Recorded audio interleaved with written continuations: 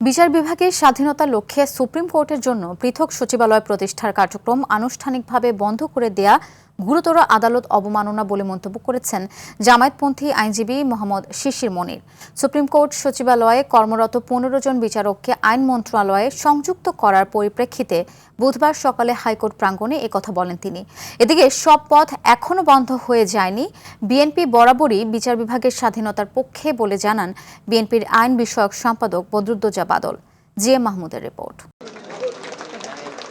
বিচার বিভাগকে সম্পূর্ণরূপে স্বাধীন করার লক্ষ্যে বহুদিনের দাবির প্রেক্ষিতে গেল বছরের 11 ডিসেম্বর সুপ্রিম কোর্টের জন্য আলাদা সচিবালয় উদ্বোধন করেন তৎকালীন প্রধান বিচারপতি ডক্টর সৈয়দ রেফাত আহমেদ। নিয়োগ দেওয়া হয় বেশ কিছু কর্মকর্তা।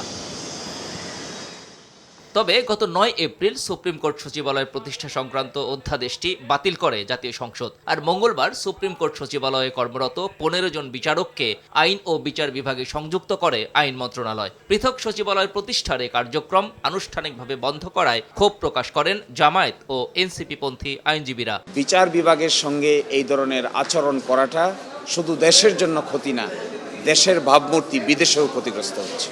আইন মন্ত্রণালয়ের মাধ্যমে যে আদেশটি জারি করেছে সে আদেশের মাধ্যমে বিচার বিভাগ সংক্ষুব্ধ হয়েছে, আমরা সাধারণ আইনজীবীরা সংক্ষুব্ধ হয়েছি, নিম্ন আদালতের বিচারকগণ সংক্ষুব্ধ হয়েছে, সর্বোপরি দেশের সাধারণ জনগণ সংক্ষুব্ধ হয়েছে। এদিকে বিএনপি বিচার বিভাগের স্বাধীনতার বিরুদ্ধে নয় বরং বড় অংশীদার দাবি করে দলটির আইন বিষয়ক সম্পাদক ব্যারিস্টার এম বদরুদ্দোজা বাদল বলেন, বিষয়টিকে আরো পরিপূর্ণ রূপ দিতে কাজ করছে সরকার। পার্লামেন্টে পরবর্তীতে বিএনপি এটাকে কম্প্রিহেন্সিভ বিল আকারে আনবে এবং এটা কার্যকারিতা পরিপূর্ণভাবে লাভ করবে।